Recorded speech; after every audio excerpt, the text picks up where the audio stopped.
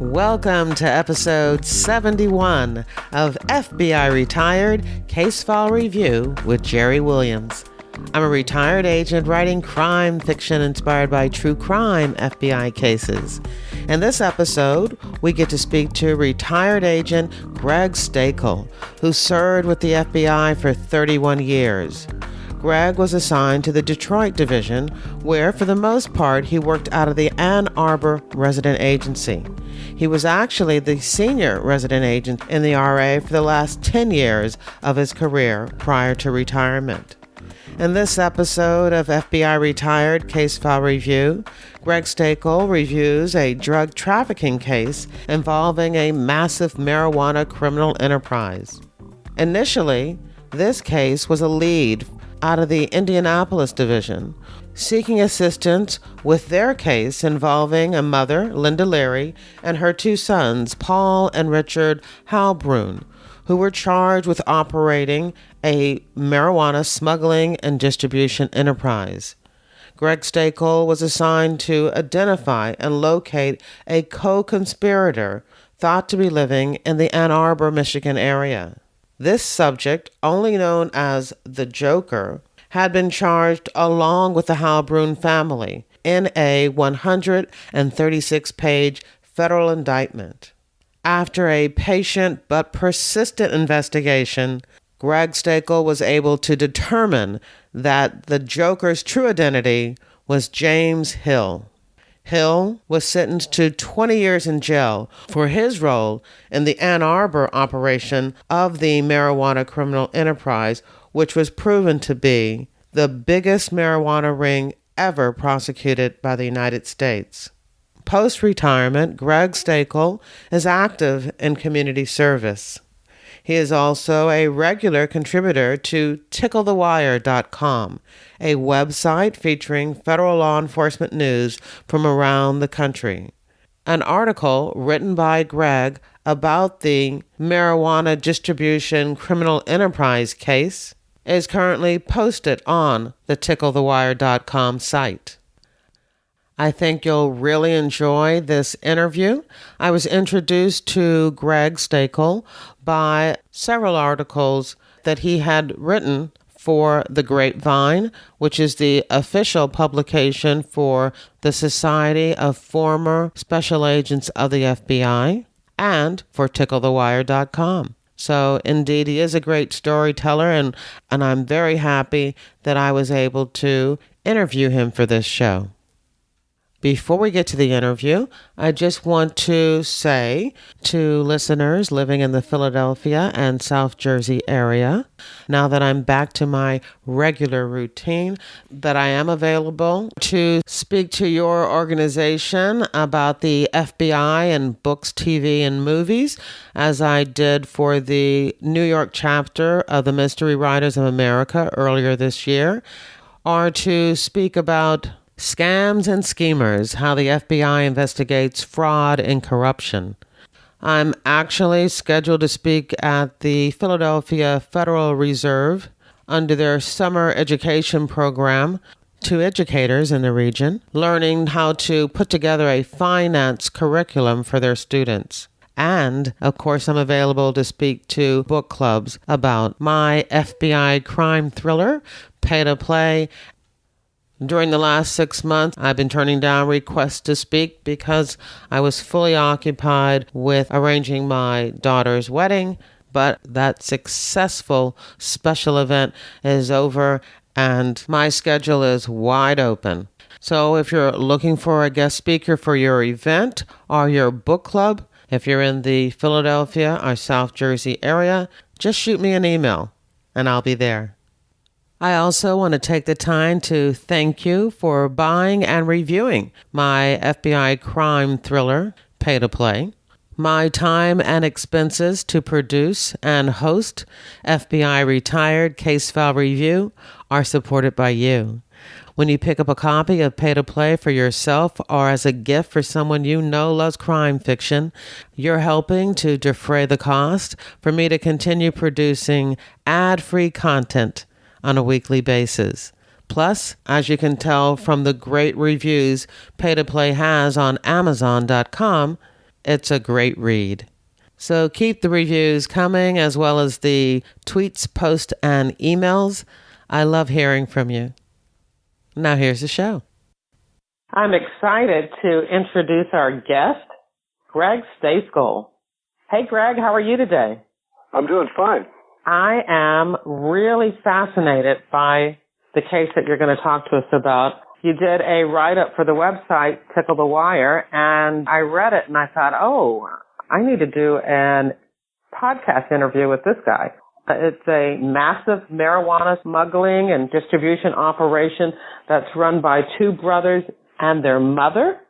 Yeah, that's basically it. It was the Heilbrunn brothers out of Indianapolis, and their mother, Linda Leary. She was twice married and divorced, and she used her second husband's name, and it was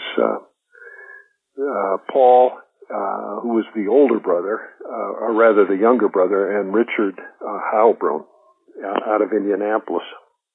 This case became almost like a puzzle for you, too, because there was an unidentified person that you were trying to bring into the case, and all you knew about him was he was called the Joker.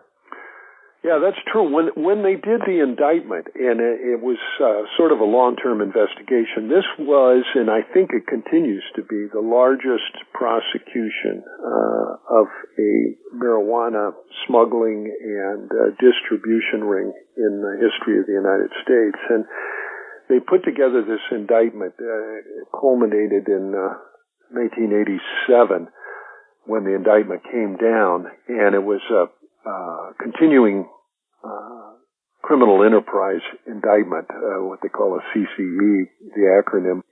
They alleged that this ring ran from 1975 to 1985, and in the original indictment they had it listed as having dealt approximately 150,000 pounds of marijuana, and they thought that there had been a total revenue of about $50 million. And then later those numbers were scaled up after they got testimony from some of the people involved to 250,000 pounds and $50 to $100 million. But one of the dealers, and he was actually, he wasn't so much an employee of the Heilbrunns like a sub-dealer or something like that, but he was more of a peer in the sense that he was a big customer of the marijuana that he brought in, but he was an independent distributor who also had other sources of marijuana. But at the time of the indictment, the only identifying name that they had for him was the Joker. So in the indictment, with all of the other people that were indicted, and I think there were 34 total people indicted, his was the only one that was listed as a John Doe, a.k.a. the Joker. And that's as much as they knew, and they knew he was primarily operating in Michigan. And beyond that, they didn't know much. And so I became involved in the case when the indictment came down, and they were trying to identify the Joker, and they had a little bit of information, but not much. So that's how I became involved in this marijuana case. Well, can you tell us a little bit more about the marijuana case so that we have a good understanding of the Joker's role in the operation? So who are these brothers and their mother? You know, where are they operating and where are they getting their supplies from? Could you tell us about that? Sure. Well, they were a prominent family. I mean, it was a mother and her two sons, but they were a prominent family in Indianapolis in the sense that she was very active in the community. She was head of the Indiana League of Women Voters. She was the president of her local chapter of Jewish American Women. The Heilbrunn brothers, Paul, who was the younger but actually the more prominent member of this marijuana distribution ring, was a high school dropout. But he was known about town as this bon vivant that wore tailored suits, frequented the finest restaurants, drove a late model BMW, and and actually had instances where he would rent a jet and fly his friends to stuff like the Super Bowl or the NCAA basketball finals and things like that. So he also, at least people believed him to be a successful commodities trader, and wrote a column for the Indianapolis paper. I think it's the Indianapolis Star. Wrote a column about commodities trading and tips and things like that. And then the other brother, Richard Heilbrunn, who was older, but he was like totally different. He was more. They described him as a big teddy bear, and he lived on a farm. He usually wore jeans and a flannel shirt, and he became sort of the COO. He was the one that oversaw operations and handled that aspect of the marijuana smuggling and distribution ring. But what they were doing is they either owned or rented barns out in the country and stuff, because the amount of marijuana they were dealing with was huge. Like I say in the indictment, they ultimately estimated that it was 250,000 pounds during the period that they operated. So they had to have these facilities to store the marijuana, and then it was distributed. And when they started out, it was a relatively small distribution thing that became successful and grew, primarily because Paul was such an adept businessman. He did a really good job. But they started out with their high school friends and stuff doing the distribution. The high school friends had gone to different colleges.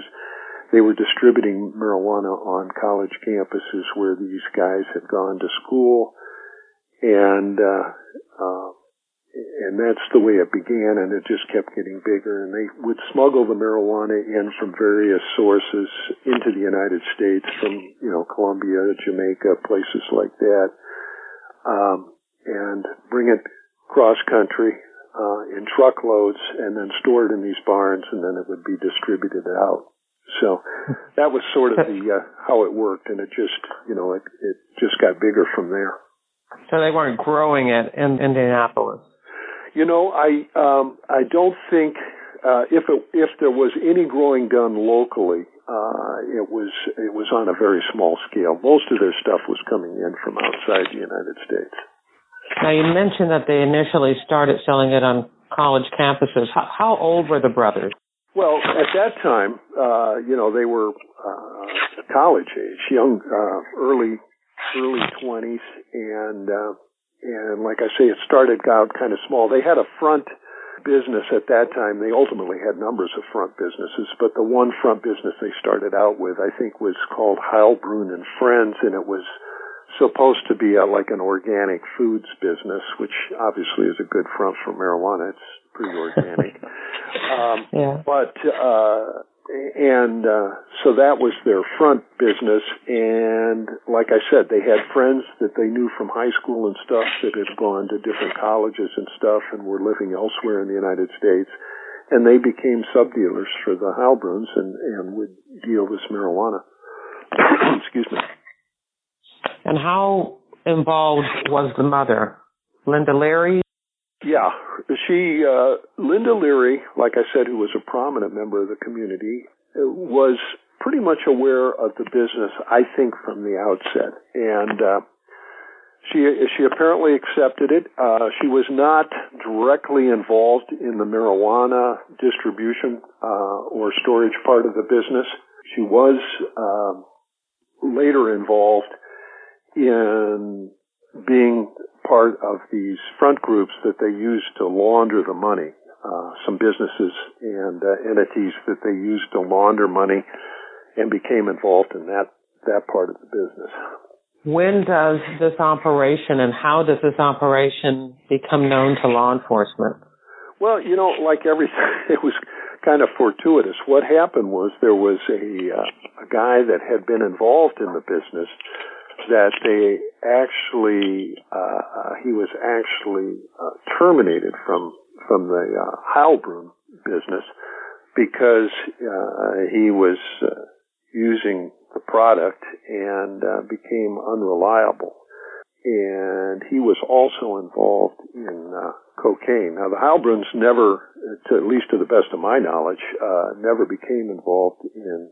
They may have used, but they weren't heavy users. But to the best of my knowledge, the only product that they distributed was marijuana. Now, this other guy got involved in cocaine and some other things, but at any rate, he was terminated and then became a subject of a Drug Enforcement Administration case. The DEA was arrested and wanted to cooperate.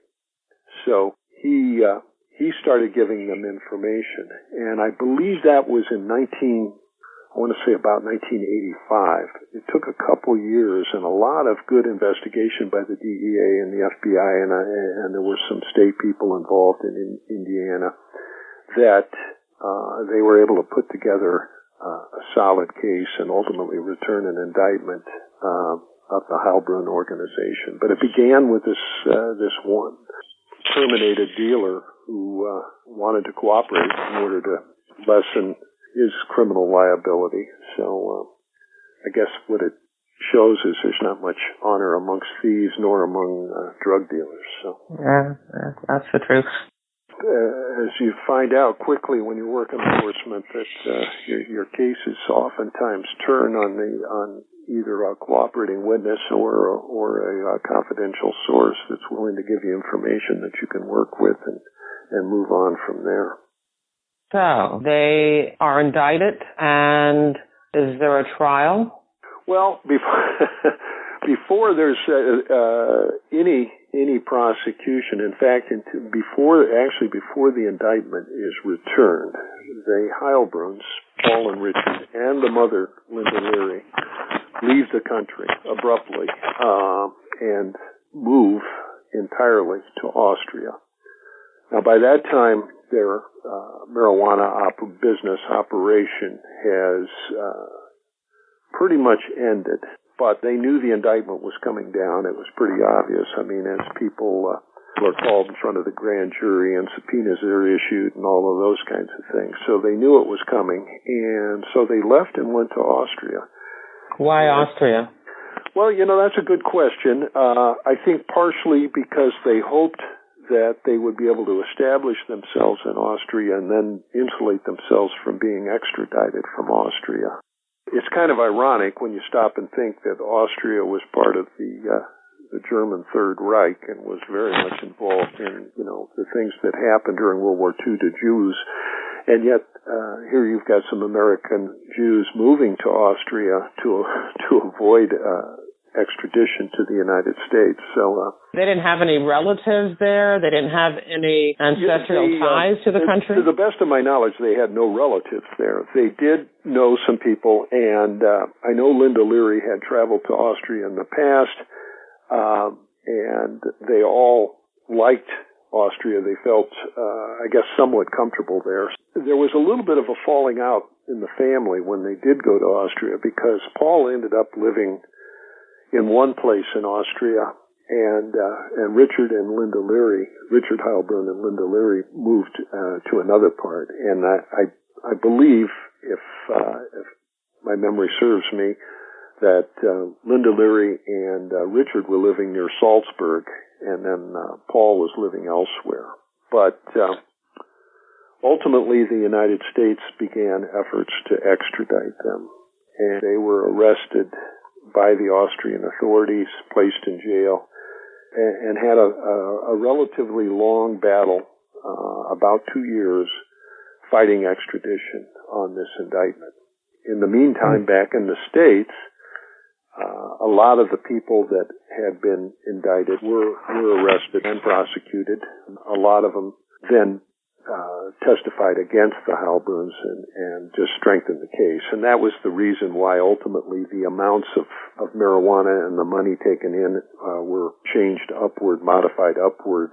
But during all of that, during the course of the investigation prosecution, no one was able to identify the joker, this individual that was up in Michigan who, like I said, was receiving large amounts of marijuana from the Heilbrun ring and distributing in Michigan. But nobody was giving him up at that point. And it became clear that it might be only Paul Heilbrunn who actually knew. Before we move into that area, I have two questions.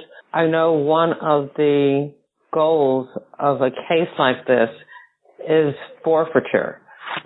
Where is all of this money? So they took in close to $50 to $100 million in sales. Do the case agents have any idea where this money is?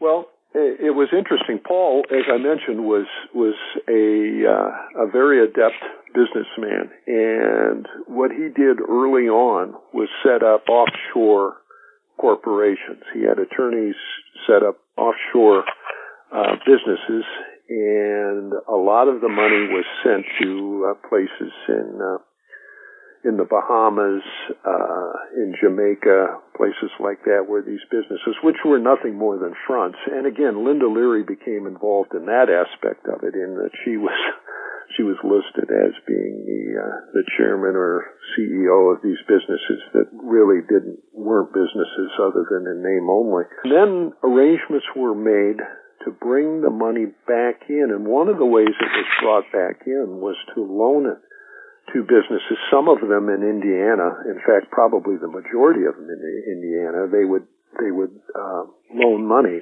for example, startups like restaurants and other small businesses like that. And by loaning the money to these other businesses, they in effect laundered it. And then when the payments were coming back in on the loans, then they now had clean money.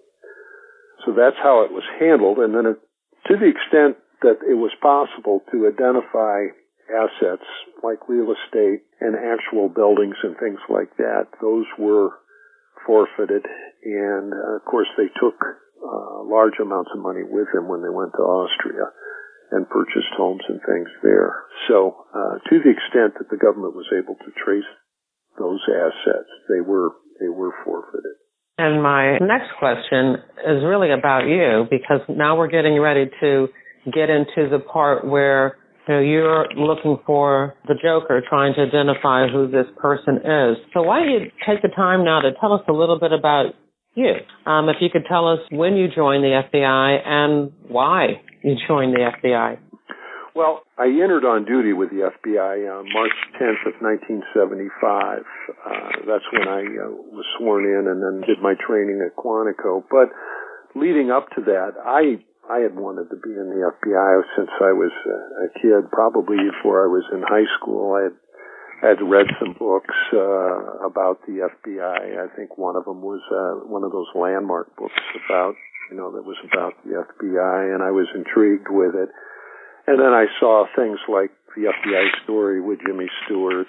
There was the old Untouchables show, which was technically about Elliot Ness, who was a Treasury agent. But if you ever watched the show, it was made to appear. And in fact, a lot of the cases that they showed were FBI cases on the Untouchables that when it became a TV show.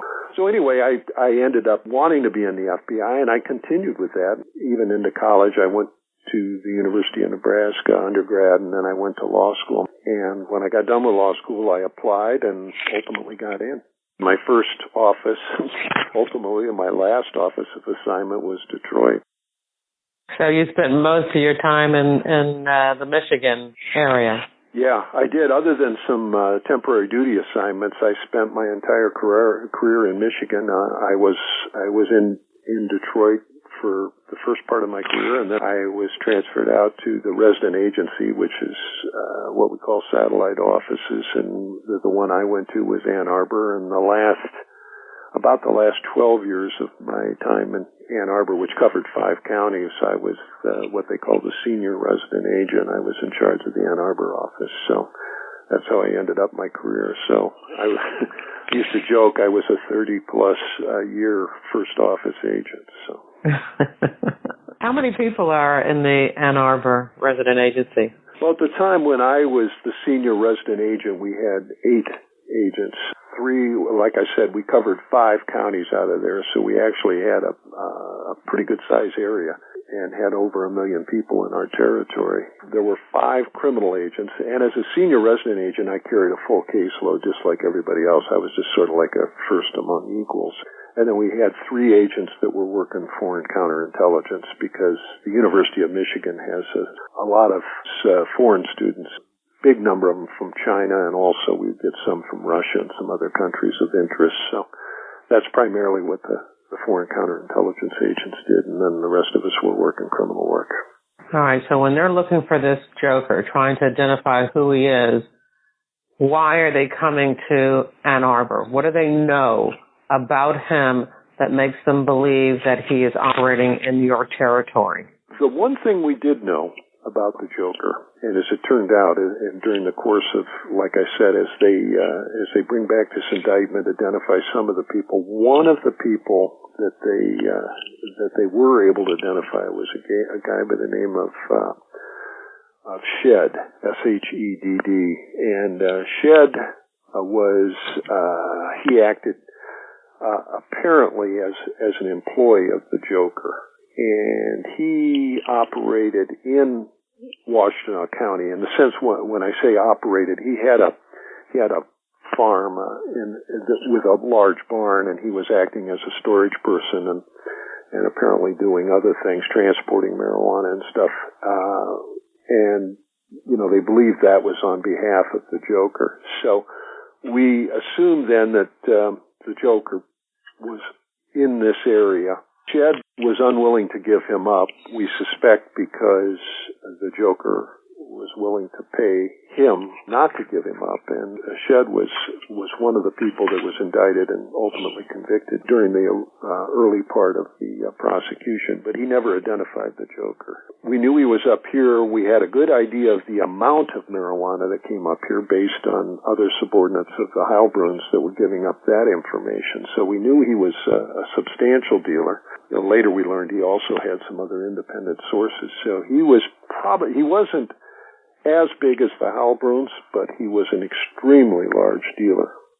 We're talking probably around 100,000 pounds of marijuana that we were able to identify that he had distributed during his time as a marijuana. Well, he both smuggled and distributed. So how do you start? I mean, is this a lead that's being sent out from Indiana? Yeah, actually, one of the case agents came up to Ann Arbor, and I was primarily working drugs at the time. As the FBI did not get drug jurisdiction until 1982. Then we had what they call collateral jurisdiction with Drug Enforcement Administration for federal drug cases. So I was working a lot of drug cases at the time, and the agent, one of the lead agents from Indianapolis, who was involved in the original investigation of the Heilbruns, came up and, kind of laid it all out for me and said, this guy's been up here. He's a pretty good-sized dealer, obviously, and he's been operating in your territory.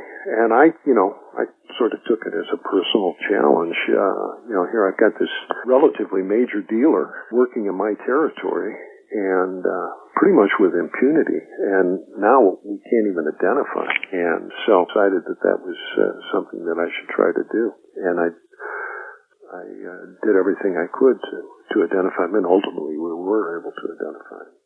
Tell us how you did that. The first thing was I did a lot of investigation of, I read through the indictment, tried to get a good timeline and everything like that, and tried to identify other people that were involved in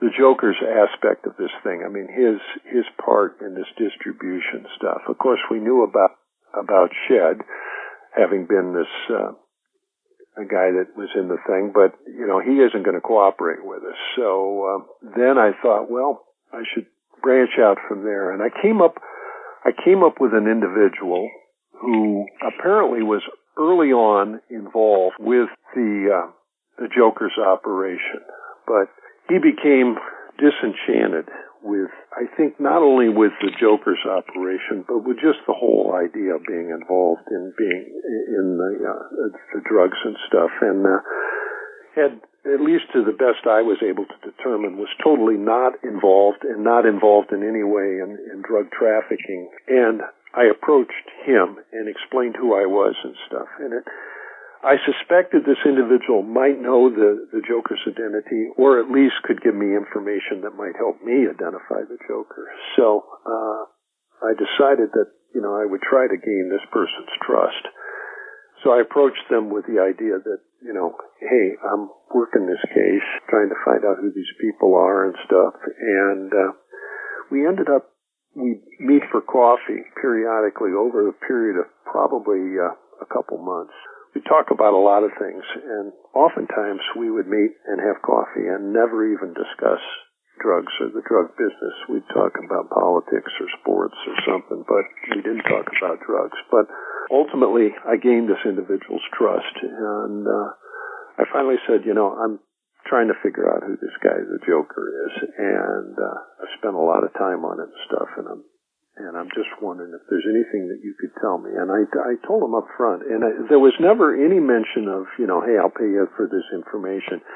It was always understood if this individual was ever going to give me any information, it was because he felt it was the right thing to do, and not for money.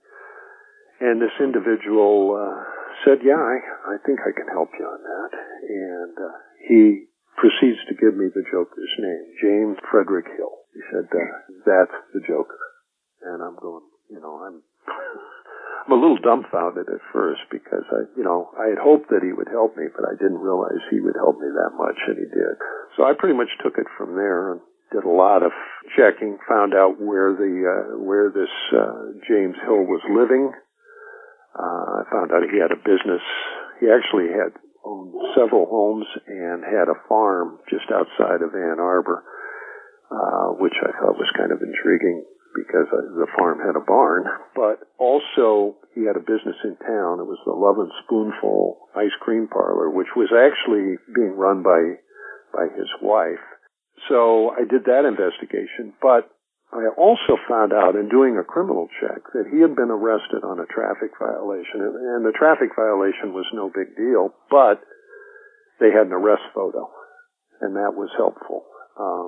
So I got the arrest photo. I sent it to our agents in Indianapolis that were working the case.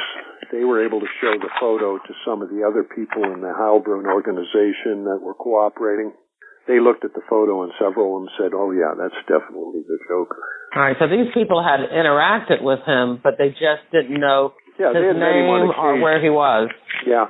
He was careful not to have too much interaction with anybody. And the Heilbrunns they had set up their organization in what is referred to as a sort of a stovepiping kind of thing. In other words, information flowed up and down, but not sideways too often. So, people only knew what they needed to know. And that made the case a lot harder to investigate. But ultimately, it worked out for us. But for that reason, the Joker only had limited intercourse with the people in Indiana, and only a few people knew. Now, Paul Heilbrunn knew who the Joker was, but he was probably the only one in the Indiana organization that did. Now, there were two other females who really had sort of a minor part in the Joker's operation, but those two, and they did have interaction with the Indiana group more often. And they were just known as Tipper and Topper. They were the only two other unknown people in that original indictment. And they were both females, and but for whatever reason, they used the nicknames Tipper and Topper. And we were able to, after we identified the Joker, we were able to identify them as well. Now, let me ask you about this James Hill, who you now know is the Joker. Is he living above his means? Does he look like somebody? I mean, he's got this ice cream business and a farm, but is he spending money as if he had a $100 million marijuana operation? Well, yes and no. He wasn't ostentatious by any means, and he did have a farm. He did have two homes in Ann Arbor, one of which I believe his wife's sister was living in, and then there was another home, both in affluent neighborhoods. They were very nice homes, and the farm outside of Ann Arbor was a nice property and worth a lot of money. Now, if you looked at it as an investigator, kind of going, well, what's this guy's source of income? It would be really difficult to figure out, and especially to be able to afford, two homes and stuff. I guess you could to have the amount of money that you needed to have the homes and the farm, and the farm was it wasn't a cash purchase, but he owned it free and clear. So yeah, I would think that even if you owned a very prosperous ice cream place, store in Michigan, it has a short season. Nobody really wants ice cream in an Ann Arbor winter. No, it's a boutique kind of business, and it there's no way that business could have. You would have had to have money to go in, and plus the business was pretty much contemporaneous with the purchase of the farm and the houses. In other words, you would even if you were making good money with this ice cream business, you would have had to have been making it for a while, and that isn't really the way it went down. The houses were purchased, the farm was purchased, all within a few years of each other, and so. And again, the ice cream business was being run, and that was pretty much a source of income for his wife. Might have been a good way to launder the money, I don't know, claim that the money was going through the ice cream business. But you'd be selling a lot of ice cream cones. Of course, it also makes you wonder what was in the ice cream. But yeah. That's which, some might explain good taste having in ice cream. A particularly good business. Yeah, I don't know. So, anyway. So you now have this person who's able to help you identify the true name of the Joker. What else do you need before you can get an arrest warrant, to get a search warrant? Well, again, once I got the arrest photo and had a photograph, and then had the people in Indiana, the cooperating people down there, positively identify the photo as being the Joker, then we knew that James Frederick Hill was in fact the Joker. At that point, an arrest warrant was issued in Indiana, and the indictment was amended to show the name of James Hill as being a.k.a. the Joker. So, that's right, because you've already got an indictment. He was indicted as John Doe, a.k.a. the Joker. Okay. So the arrest warrant can be issued. You modify the indictment and actually name him in the indictment. And so he was arrested pursuant to that arrest warrant, which, of course, was pursuant to the indictment. So we set up an arrest team outside the farm and arrested him. Ultimately, we also search warrants were executed, but when we arrested James, I took him into custody, and I and the arrest team took him into custody and took him back to the office, and I explained to him what was going on, and you have a feeling when you've got the right guy, because he isn't protesting or anything. He isn't saying what's this all about or anything. It was as though he expected to be arrested at some point, and I explained to him how the thing was going to work. That we're going to take him to Detroit and arraign him on the warrant, and he was going to be removed and transported to Indiana to face charges. So, and that's how it went down. And ultimately, he cooperated as well. So. Did you find any marijuana in that barn? He had none on his farm, which doesn't surprise me because that's the kind of way he operated. So we did come up with some business records and stuff in the course of the searches, but no marijuana on his farm. No, and his business had. He had made a tremendous amount of money when he was operating, but by the time we arrested him, his business had pretty much shut down too.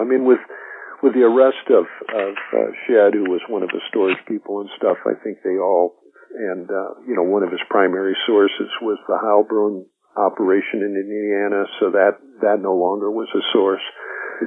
We did learn that Hill, the Joker, had also smuggled marijuana in on his own at one time, and so he obviously had some other sources of marijuana. But all the businesses had, by the time we actually made the arrest of Hill, had pretty much shut down.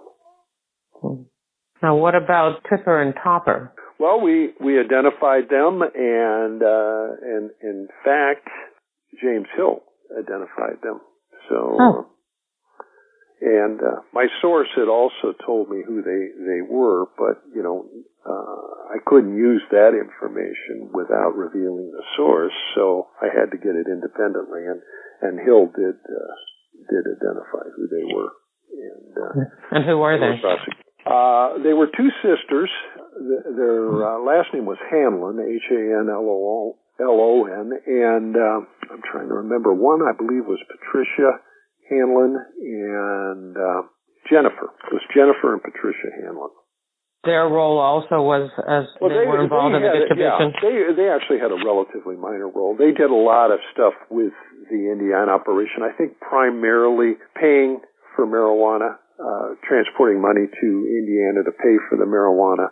I think that was primarily what they did. And again, part of James Hill's modus operandi, his MO, was to avoid interacting with he tried to keep his interaction with subordinate employees and stuff to a minimum. That was almost successful to keep him from being identified.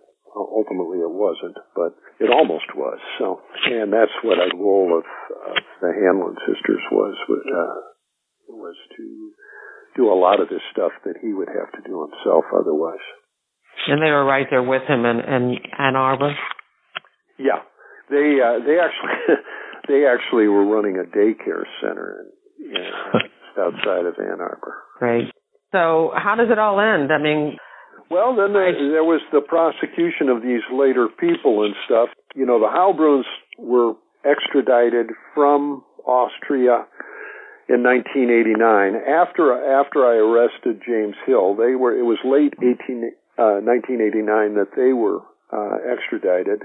In October of 90, Hill pleaded guilty and agreed to testify against the Heilbruns. And he admitted in his plea, his proffer was that he had received shipments from the Heilbruns. He paid them approximately $20 million, and that he had received more than 100,000 pounds of marijuana during the course of their operation together.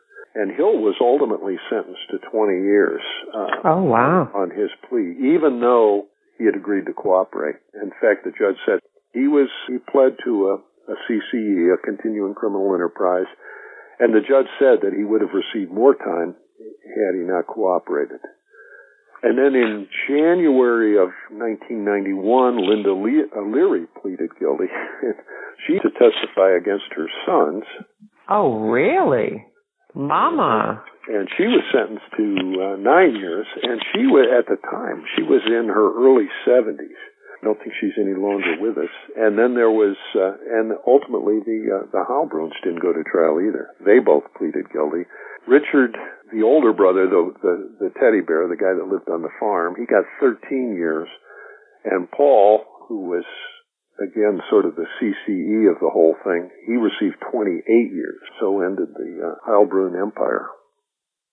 Wow. That's fascinating because, you know, a lot of times when you think about, you know, major drug investigations, it's cocaine or heroin or something like that.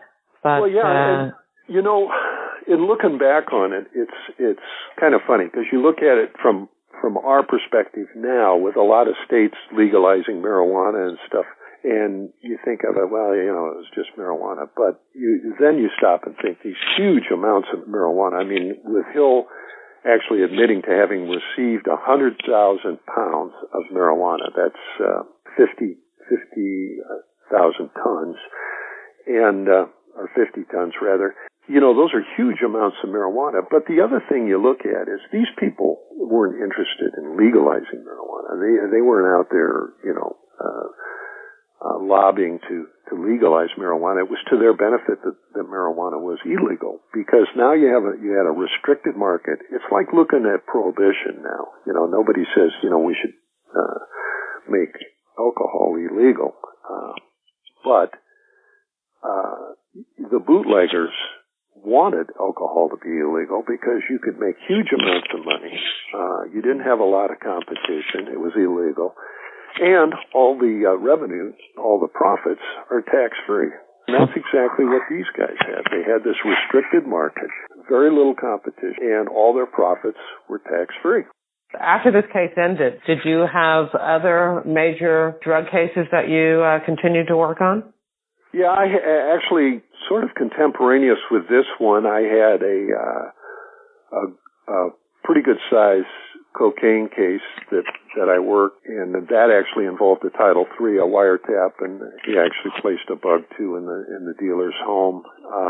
And then after that, I had sort of a unique drug case in the sense that it involved anabolic steroids, and that case started out as sort of a small Group 2 kind of undercover operation that grew into a Group 1 major international steroid case, which had two undercover agents, and we ended up successfully prosecuting about 70 dealers involved, the Mounties in Canada. We had the steroids coming in from Mexico and Canada. It was and our subjects were all over the United States, so it ended up being a huge case. So that was probably one of the more unique drug cases that we worked. All right, so you were saying that you worked nearly 32 years with the FBI. That's right. Yeah, I loved every minute of it. Well, almost every minute. But, yeah, almost.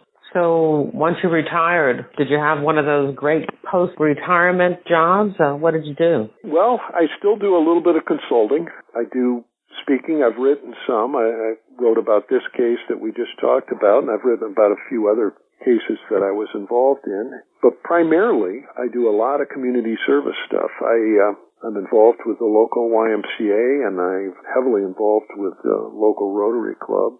No, I never really had... Beyond the Bureau, I never had a full-time job. I used to tell people, I know some people leave the Bureau, and some of them actually leave it before they have to and take on other jobs and things. But for me, I always felt like, I always wanted to be an FBI agent, so I'm going to stay as long as I possibly can. And so that was the way I did it. Well, I like to give my guests an opportunity to sum up their careers and have the last word. So what would you like to say? Well, like I said, I wanted to be in the FBI since I was a kid, and got in. For me, it was a fantastic career. It was a rewarding career, and, I really did enjoy the job. It was everything that I had hoped it would be, and in some respects, even better. So it was great, and I stayed as long as I possibly could. In fact, I got a 6-month extension, and then they finally showed me the door, but I would have stayed longer if I could have. And that's the end of the interview. As always, at jerrywilliams.com, you'll find a photo of Greg Stejskal. You'll find links to newspaper articles about this massive marijuana distribution criminal enterprise case. And you'll find a direct link to theticklethewire.com, where Greg has posted articles about other cases he worked during his time in the FBI. If you enjoyed the episode, I hope you share it with your friends, family, and associates. I make it easy for you. I have all the social media share buttons at the bottom of the show notes for this episode. And of course, if you're listening from your phone, you can share it directly from your device. And don't forget to review FBI Retired Case File Review on iTunes or Stitcher or any of the other pod catchers you're using. This week, I don't have a crime fiction recommendation for you.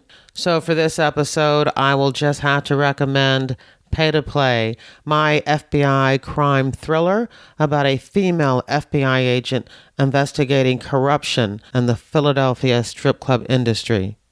Pay to Play is available at Amazon.com as an ebook or trade paperback.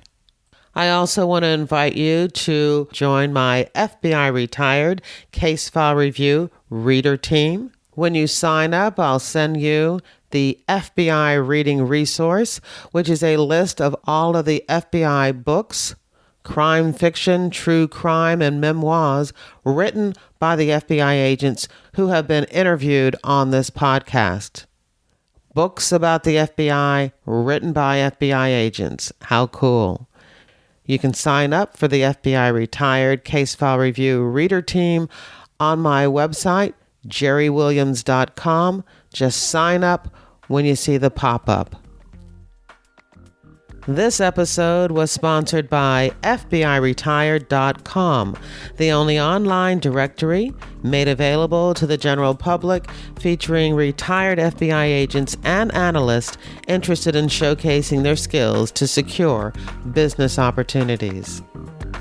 I want to thank you for listening, and I hope you come back again for another episode of FBI Retired Case File Review with Jerry Williams. Thank you.